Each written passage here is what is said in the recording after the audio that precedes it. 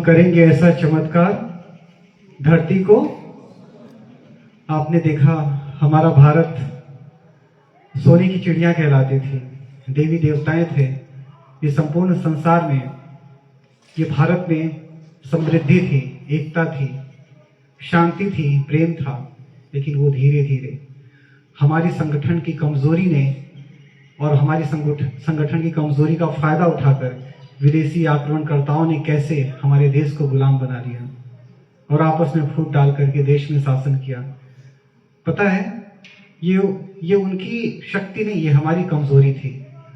और फिर हमारे देश के स्वतंत्रता सेनानियों ने, हमारे देश के महान योद्धाओं ने अपने इस देश को सुरक्षित बनाया, आक्रमणकर्ताओं को खदेड़ दिया। और अभी का जो ये भारत है, हमारे पास सब चीजें, हम आजाद हैं, हमारे पास वो सारी चीजें हैं जो हमें चाहिए, परंतु कहीं ना कहीं हमारे जीवन में जो सबसे मूलभूत प्राप्ति है, शांति, प्रेम, सुख, वो नहीं है।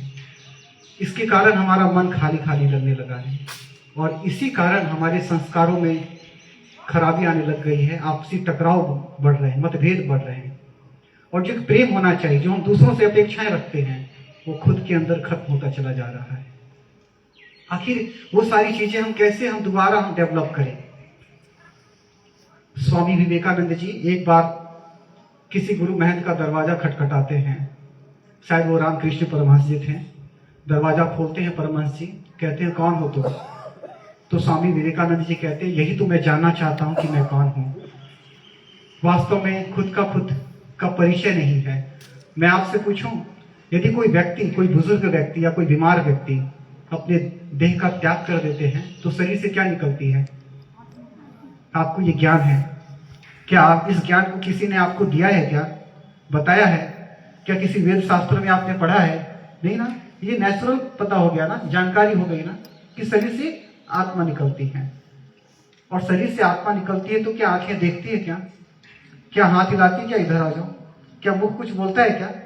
कोई गतिविधि नहीं होती, बिल्कुल।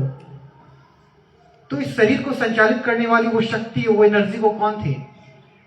आत्मा थी ना। आत्मा को जला सकता है क्या? ऐसा नहीं पकड़ो उसे डुबो दो।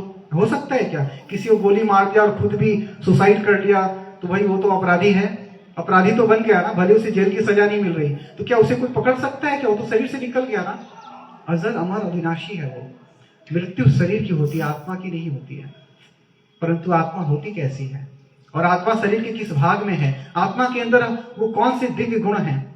आत्मा के अंदर 7 गुण होते हैं: सुख, शांति, प्रेम, आनंद, पवित्रता, ज्ञान और शक्ति। परंतु ये सारी चीजें धीरे धीरे हमारे अंतरात्मा से खत्म होती चली जा रही हैं। किसी वैज्ञानिक ने कहा था कि मनुष्य अपनी संपूर्ण शक्तियों का मात्र 5% यूज कर पाते हैं, अधिक से अधिक 8%, 15% वैज्ञानिक लोग। लेकिन बाकी हमारी 85% शक्तियां वो कौन सी है? वही हमारी ये दिव्य गुण है, दिव्य शक्तियां हैं जो कहीं खो गई है, सो गई है। आप जब सुबह स्नान करते हैं तो स्वच्छ महसूस करते हैं ना, महसूस करते हैं ना। और फिर जब आप वॉशरूम जाते हैं तो आप अशुद्ध महसूस करते हैं, फिर आप स्नान करते हैं, स्वच्छ हो जाते हैं। हमारे अंदर अशुद्धि आ गई, ये स्वच्छता आएगी कैसे?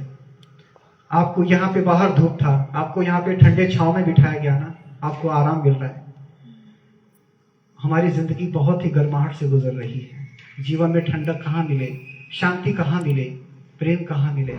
हम दूसरों से अपेक्षाएं रखते हैं, हम दूसरों से रिलेशनशिप रखते हैं, दोस्त बनाते हैं, परंतु टकराव मिल जाता है, दुख मिल जाता है, अशांति मिल जाती है। हमें प्रेम कहाँ से मिले? अंत में पता है लोग क्या सोचते हैं? पता नहीं, ये जिंदगी नहीं होती तो अच्छा था। ये गलत इरादे आते हैं। पता है, शांति का स्रोत हमारे अंदर है, प्रेम का स्रोत हमारे अंदर है। जानना जरूरी है कि हम कौन हैं। अब आत्मा जो अजर अमर अविनाशी है, इसे जन्म किसने दिया है, बनाया किसने है? कौन बना सकता है? परमात्मा। आपके पास ये जवाब है कि परमात्मा ही बना सकते हैं। लेकिन मैं पूछूं कि परमात्मा कौन है, ईश्वर कौन है, तो क्या आपके पास जवाब है? आपके पास बहुत सारे देवी देवताओं के नाम होंगे, गणेश जी, पार्वती जी, विष्णु जी, लक्ष्मी जी, अनेक प्रकार के जो महापुरुष भी है उनको भी हम देवी देवता समझकर पूजा करने लगते हैं। जो गुरु महंत होते हैं उनको ही भगवान मानकर हम पूजा करने लगते हैं। परंतु क्या ये सच्चाई है क्या? है क्या सच्चाई? वास्तव में परमात्मा एक ही है। मैं आपको विजुलाइज कराता हूं। यदि मान लीजिए कि बहुत ज्यादा गर्मी पड़ रही तेज, तो आप ऊपर देखकर इशारा करते हैं ना, या ऊपर कह कहते हे भगवान थोड़ी सी ठंडक दे, है ना, थोड़ी सी छांव दे, थोड़ी सी बरसात कर दे। आप अपने अंतरात्मा से पूछिए, जब ये कह रहे होते हैं तो ऊपर एक महसूस होता है या 16 या 9,16,108 या 33 कोटि महसूस होता है? एक ही महसूस होता है ना। अपनी अंतरात्मा से पूछिए, वो एक कौन है? वो ईश्वर, जिसे हम खुदा कहते हैं, ईश्वर कहते हैं, गॉड कहते हैं। पता है परमात्मा कौन है? परमात्मा क्या है?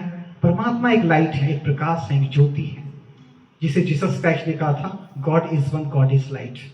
जीसस क्राइस्ट का नाम लिया मतलब हमें क्रिश्चियनिटी से मत जोड़ दीजिएगा। गौतम और फिर गुरु नानक देव जी ने कहा था एको ओंकार सतनाम वाहे गुरु निराकार। परमात्मा एक है, वो निराकार है। और हिंदू धर्म में हम उसे प्यार से हम ज्योतिर्लिंगम कहते हैं। क्या कहते हैं? ज्योतिर्लिंगम। अर्थात परमात्मा क्या है? एक ज्योति है, एक प्रकाश है, एक लाइट है। परमात्मा वो शक्ति है, और उसे हम शिवलिंग के रूप में पूजा करते हैं। शिवलिंग को हम ज्योतिर्लिंगम कहते हैं। शिवलिंग का अर्थ भी लोग नेगेटिव निकाल देते, परंतु ऐसा नहीं है। शिवलिंग इन्फिनिटिव है, वो अनंत है, वो प्रकाश, वो पुंज, वो अनंत है। वो शक्तियां, उनकी शक्तियां अनंत है, इसीलिए हम शिवलिंग के रूप में पूजा करते हैं। उसे हम प्यार से शिव कहते हैं। जीसस क्राइस्ट कहते हैं God is one, God is light. Guru Nanak Dev ji कहते हैं को ओंकार सतनाम, वो निराकार। उसका कोई शरीर नहीं है। तो हम परमात्मा वास्तव में वो निराकार है। और जीवन में जो अशांति है ना, वो शांति का स्रोत वही है। आप कभी समंदर के पास गए? फील तो कर सकते हैं ना समंदर को, ठंडक, शीतलता, वाइब्रेशन वो फील कर सकते हैं ना। उसी प्रकार परमात्मा से शांति की वाइब्रेशन आप फील कर सकते हैं। इसको हम कहते हैं राजयोगा मेडिटेशन, जो ब्रह्मा कुमारी में सिखाई जाती है। आपके अंदर विल पावर की कमी हो जाती है ना, आपको पढ़ाई में मन नहीं लगता है, आप किसी गलत आदत के शिकार हो जाते हैं, आपके संबंधों में टकराव होता है, आपका जीवन अशांतमय बन जाता है, आप छोटी छोटी बातों पे इरिटेट हो जाते हैं, गुस्सा जाते हैं, आपके अंदर कंट्रोलिंग पावर नहीं रहती है। ये सारी निगेटिविटी क्यों आ गई पता है? क्योंकि अपने आप को हम देह समझते हैं और अपने संबंधों में फंस जाते हैं। जब सोल कॉन्शियस होंगे ना, अपने आप को आत्मा समझेंगे। आत्मा एक लाइट है, एक प्रकाश, एक ज्योति है। यहाँ हम विद्या लगाते हैं ना, तिलक लगाते हैं ना, भाई लोग तिलक लगाते हैं ना, पीछे तक हमारी आवाज जा रही है ना। आपका ये समय बहुत ही इंपॉर्टेंट है, शायद कभी लौट कर जरूर आए, हम यही आशा रखते हैं, परंतु ये समय आपके लिए बहुत जरूरी है। तो सभी तिलक लगाते हैं। तो यहाँ पर आत्मा तिलक क्यों लगाते हैं? क्योंकि आत्मा एक ज्योत है, एक लाइट है, एक प्रकाश है। हमारी स्मृति गुम हो गई ना, इसीलिए हम यहाँ तिलक लगाते हैं, ताकि हमारी स्मृति वापस आए कि मैं एक ज्योति हूँ, एक लाइट हूँ, एक प्रकाश हूँ मैं। और हमारे अंदर असीम शांति है, जिसे हम कई लोग शांति को प्राप्त करने के मेडिटेशन करते हैं। तो वो शांति का स्रोत वो परमात्मा है। परमात्मा भी एक ज्योति है, एक लाइट है, एक प्रकाश है। उसे हम शांति का सागर कहते हैं, आनंद का सागर कहते हैं। और हिंदू धर्म में प्यार से हम उसे शिव कहते हैं। शिव का अर्थ होता है वो कल्याणकारी, वो सदा कल्याण करते हैं।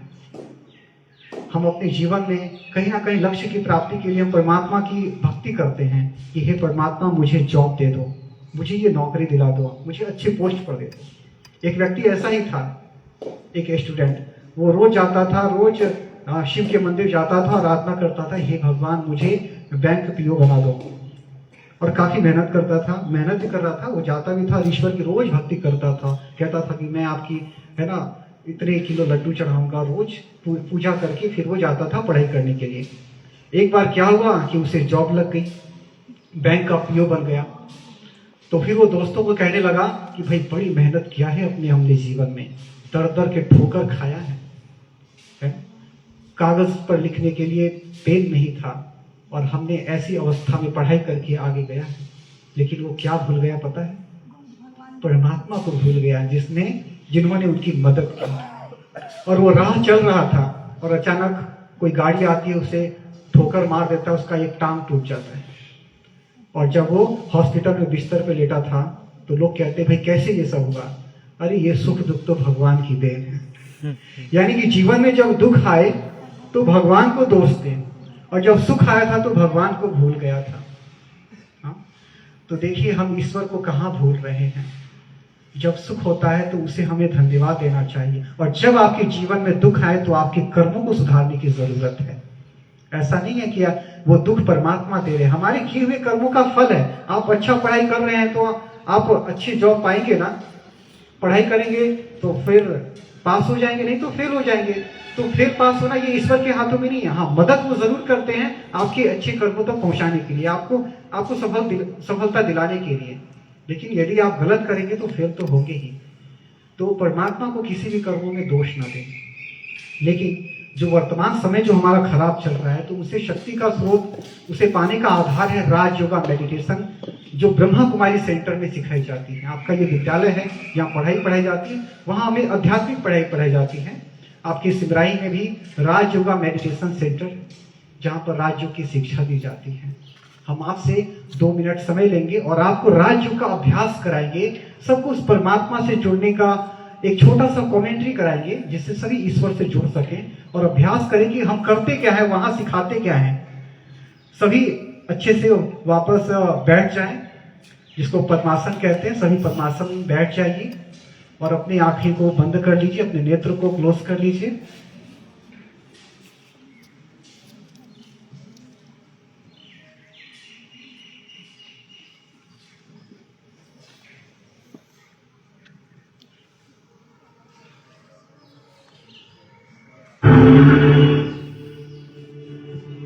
इस म्यूजिक के साथ अपने मन को एकाग्र करें। आदरणीय अध्यापक प्राध्यापक गण से भी अनुरोध है, सभी से अनुरोध है, आसपास के सभी साउंड से परे हो जाएंगे।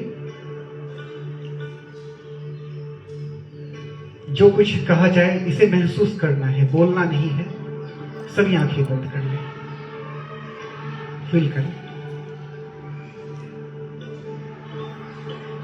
ओम शांति। भ्रिकुटी के बीच जहां हम तिलक लगाते हैं, जहां बिंदिया लगाते हैं, उस स्थान पर विराजित मैं एक छोटा सा सितारा, ज्योति रूप, बिंदु स्वरूप,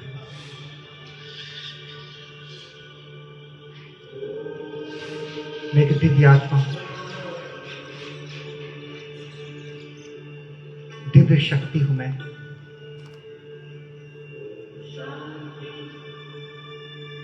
मस्तक के बीच ज्योति रूप, बिंदु स्वरूप, सितारे समान मैं आत्मा ज्योति हूं, मैं लाइट हूं। मैं आत्मा इन आंखों द्वारा देखती हूं, कानों द्वारा सुनती हूं तथा हाथों द्वारा कर्म करती हूं।